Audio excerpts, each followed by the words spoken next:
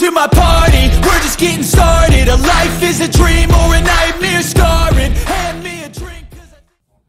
Hello guys, this is Vinod. ఈ వీడియోలో నేను నా F1 వేస్ ఇంటర్వ్యూ ఎక్స్పీరియన్స్ అయితే మీతో షేర్ చేసుకోవాలనుకుంటున్నా. నా ఇంటర్వ్యూ ఎప్పుడు జరిగిందంటే లాస్ట్ ఇయర్ జూలైలో ఢిల్లీ కాన్సులేట్లో జరిగింది.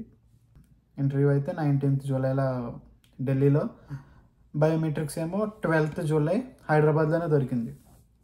అయితే నేను నా స్లాట్ 11కి దొరికినట్టుంది. నా స్లాట్ 11కి, మార్నింగ్ 11కి నా స్లాట్ అయితే నేను 9:45 ఆ టైంకి నేను రీచ్ అయిపోయాను కాన్సులేట్కి. రీచ్ అయిపోతే అక్కడ అప్పటికే పెద్ద లైన్ ఉంది. లైన్కి స్టార్టింగ్ సెక్యూరిటీ గార్డ్స్ ఉన్నారనమాట. సో ఎవరైతే లైన్లో నిలబడుతున్నారో వాళ్ళని చెక్ చేసి పంపిస్తున్నారు. వాళ్ళ డాక్యుమెంట్స్ అవి చూసి వాళ్ళ స్లాట్ టైం అవి పంపిస్తున్నారు. సో అన్ని నా డాక్యుమెంట్స్ అన్ని తీసుకుంటే లైన్లో నుంచున్నాను నేనైతే. ఒక లైన్లో నుంచి ఏమో లోపలికి వెళ్ళే వాళ్ళు ఉన్నారు. ఇంకొక సైడ్ నుంచి ఇంకొక వేరే సైడ్ వేరే డోర్ నుంచి ఇంటర్వ్యూ అయిపోయిన వాళ్ళు వస్తున్నారు అనమాట. అలాగే ఎగ్జిట్ అది. అయితే ఆ లైన్లో నుంచి నిలబడినంతసేపు ఆ వస్తున్న వాళ్ళు చూస్తాను అనమాట. వాళ్ళ ఫేస్లు ఏంటి, రిజెక్టా లేకపోతే ఏంటి, యాక్సెప్ట్ అయిందా, వాళ్ళు వేసా, ఎలా ఉంది అని చెప్పేసి వాళ్ళ ఫేస్లు చూస్తున్నా. అంటే వాళ్ళతో మాట్లాడడానికి లేదు, లైన్లో నిలబడి చూస్తున్నా. అయితే అందులో కొంతమంది ఏమో ఫేస్ చాలా డల్గా పెట్టుకుంటూ వస్తున్నారు, కొంతమంది ఏమో హ్యాపీగా పెట్టుకుంటూ వస్తున్నారు ఫేస్. ఇంకొంతమంది అయితే ఇంకా న్యూట్రల్, ఇంకా ఎక్స్ప్రెషనే లేదు ఇంకా ఫేస్లో. ఇంకా అలా చూస్తుంటే వాళ్ళని చూస్తుంటే భయం వేసేది లైన్లో నిలబడినప్పుడు. ఏంటి మోస్ట్లీ ఎక్కువ రిజెక్షన్స్ వస్తున్నట్టున్నాయి, ఇప్పుడు నా పరిస్థితి ఏంటి, నాకు కూడా రిజెక్ట్ అవుతుందేమో అని చెప్పి ఇంకా లైన్లో నిలబడినంతసేపు ఇంక ఇవే ఆలోచనలు. ఇంకా సరే ఇంకేదో ఒకటి ట్రై చేద్దాం, ఇంకా నిలబడి మనం వస్తే వచ్చింది లేకపోతే లేదు. సో మొత్తానికైతే ఆ కాన్సులేట్ లోపలికి వెళ్ళాము. లోపలికి వెళ్ళిన తర్వాత ఇంకా వరుసగా కౌంటర్స్, ఆ ప్రతి కౌంటర్లోని ఒక్కొక్క వేస్ ఆఫీసర్ అయితే ఉన్నారు. ఆ కౌంటర్ ఎదుర్కొంటే లైన్స్, ఎవరైతే స్టూడెంట్స్ వెళ్తారో వాళ్ళందరూ లైన్లో నిలబడి ఉన్నారనమాట. ఆ పెద్ద లైన్లో నుంచి మేము నడుస్తూనే మాకు అంత క్లియర్గా కనిపిస్తుంది అనమాట.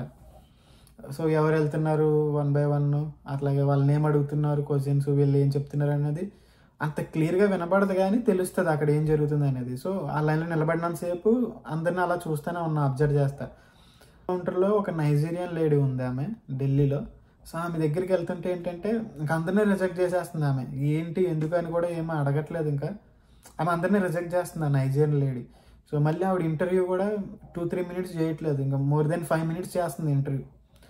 అన్ని క్వశ్చన్స్ అడుగుతుంది, వాళ్ళందరూ ఆన్సర్ చెప్తున్నారు. మళ్ళీ ఇంటర్వ్యూకి మళ్ళీ చాలా టైం తీసుకుంటుంది. సరే అంతసేపు చేస్తుంది కదా, వాళ్ళకి ఖచ్చితంగా వీసా వస్తుంది అని ఏమో అనుకుంటే చూస్తుంటే రిజెక్ట్ అంటుంది ఆమె. ఓడి అమ్మ, ఇప్పుడు వాళ్ళందరినీ చూసిన తర్వాత ఇంక సరే ఎవరి దగ్గరికి వెళ్ళినా మాత్రం ఈమె దగ్గరికి వెళ్ళకుండా ఉంటే చాలు. ఇంకా ఇన్ కేసు ఆమె దగ్గరికి వెళ్ళామంటే ఇంక ఫిక్స్, వీసా రాదు అని అయితే ఇంకా ఫిక్స్ అయిపోయాయి మైండ్లో. అయితే అలా టెన్షన్తో అలా లైన్లో మూవ్ అవుతా మొత్తానికి వచ్చింది నా టర్మ్ అనమాట. నా కౌంటర్ నెంబర్ వచ్చి 17.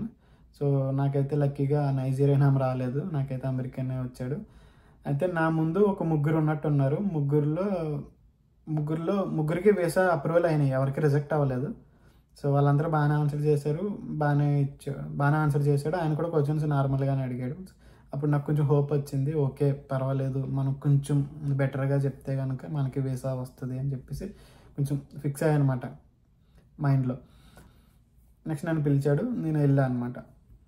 సో వెళ్తే నేనే విష్ చేశాను, గుడ్ ఆఫ్టర్నూన్ గుడ్ మార్నింగ్ తెలియదు, విష్ చేశాను. చేసిన తర్వాత ఆయన కూడా నాకు తిరిగి విష్ చేశాడు. పాస్పోర్ట్ ఇంకా I-20 పాస్ చేయమన్నాడు, నేను పాస్ చేశాను. పాస్ చేసిన తర్వాత మన పాస్పోర్ట్ బ్యాక్ సైడ్ బయోమెట్రిక్లో ఏదైతే మనకి స్టిక్కర్ అంటిస్తారో ఒక బార్ కోడ్ ఉంటుంది, ఆ బార్ కోడ్ స్కాన్ చేశాడు. స్కాన్ చేస్తే మన DS-160 వాళ్ళ సిస్టంలో ఓపెన్ అవుతుంది. వెంటనే ఓపెన్ చేయగానే మొత్తం స్క్రోల్ చేయడం మొదలు పెట్టాడు. ఇంకా మొత్తం DS-160 అంతా ఒకసారి చూశాడు. చూసిన తర్వాత ఏ యూనివర్సిటీకి వెళ్తున్నావు అని అడిగితే చెప్పా, నేను ఇలాగా university of Texas at Arlington అని చెప్పా. యూనివర్సిటీ నేమ్ ఏంటని అడిగితే ఓకే అన్నాడు. తర్వాత ఇంకా నా DS-160 పేజ్లో మొత్తం ఇంకా డౌన్కి స్క్రోల్ చేసి ఇంకా నా వర్క్ ఎక్స్పీరియన్స్కి వచ్చాడనమాట. డైరెక్ట్ వచ్చేసి ఓకే నీకు 3.5 years వర్క్ ఎక్స్పీరియన్స్ ఉందా నీకు అయితే ఆర్కిటెక్చర్ ఫీల్డ్లో అని అడిగాడు. ఎస్ ఆఫీసర్, నాకు 3.5 years వర్క్ ఎక్స్పీరియన్స్ అయితే ఉంది, నేను వర్క్ చేస్తున్నాను అని చెప్పాను. నీ మేజర్ ఏంటని అడిగాడు.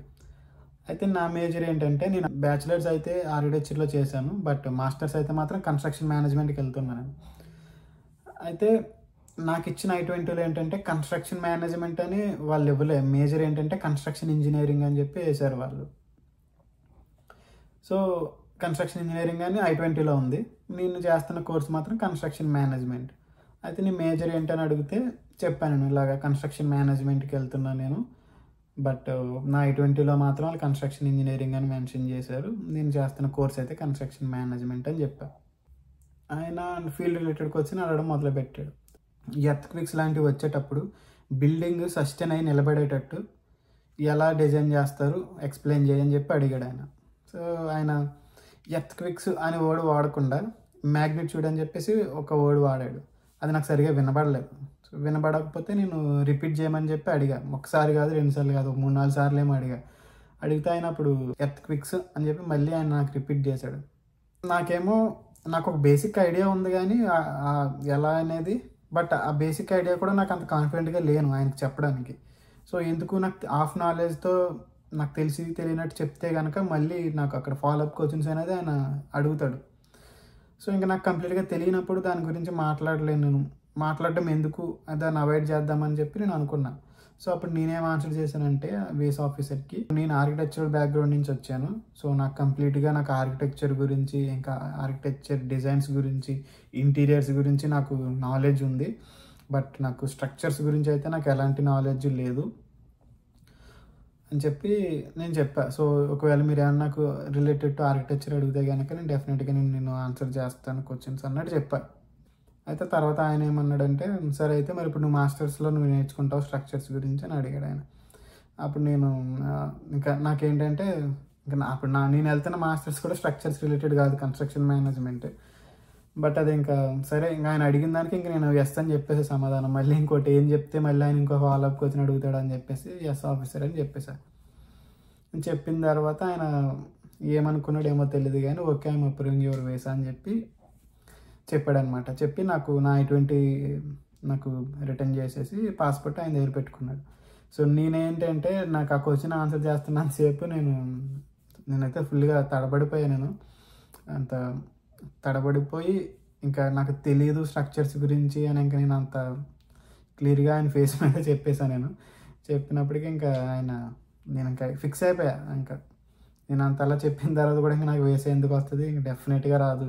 సో నాకైతే ఖచ్చితంగా నా వీసా రిజెక్ట్ అవుతుంది. సో నా పాస్పోర్ట్ నాకు తిరిగి ఇచ్చేస్తాడు, మళ్ళీ నేను ఇంకో నెక్స్ట్ అటెంప్ట్ ట్రై చేసుకోవాల్సిందే అని ఇంకా నా మైండ్లో అయితే ఫిక్స్ అయిపోయాను. ఇంకా నేను ఎక్స్పెక్ట్ చేయలేదు, ఇంకా నాకు వచ్చిన ఆన్సర్ ఇంక నోట్లోని చెప్పేశాను ఇంకా. బట్ అది అన్ఎక్స్పెక్టెడ్గా ఆయన ఐఎమ్ అప్రూవింగ్ యువర్ వీసా అని చెప్పాడు. ఇంకా నేను హ్యాపీగా అక్కడి నుంచి థ్యాంక్ యూ సో మచ్ అని చెప్పేసి ఇంకా అక్కడి నుంచి నడుచుకుంటా వచ్చేసా బయటకు వచ్చా. కానీ నాకు ఇంకా నమ్మబుద్ధి కాలేదు, వచ్చిందా రాలేదా అసలు అంతా ఒక కళ్ళ అనిపించింది అనమాట. ఇంకా వీసా అప్రూవ్ అనగానే అన్ని రోజులు పడ్డ టెన్షన్ అంతా ఇంకా ఒక మాటతో స్ట్రెస్ ఆ టెన్షన్ మొత్తం అంతా దిగిపోయింది. ఇంకా వచ్చిన తర్వాత ఇంకా మా పేరెంట్స్కి వీళ్ళందరికీ కాల్ చేసి ఇట్లా వీసా వచ్చిందని చెప్పి ఇంకా షేర్ చేసుకున్నాను ఇంకా నా హ్యాపీనెస్ అంతా. ఓవరాల్గా నా వీసా ఇంటర్వ్యూ ఎక్స్పీరియన్స్ అయితే ఇది. మీరైతే వర్క్ ఎక్స్పీరియన్స్ ఎవరైతే ఉన్నదో వాళ్ళైతే గట్టిగా ప్రిపేర్ అయ్యి వీసా ఇంటర్వ్యూకి అయితే వెళ్ళండి, ఎందుకంటే వాళ్ళు ఏ క్వశ్చన్స్ అడుగుతారో మనమైతే ప్రిడిక్ట్ చేయలేము.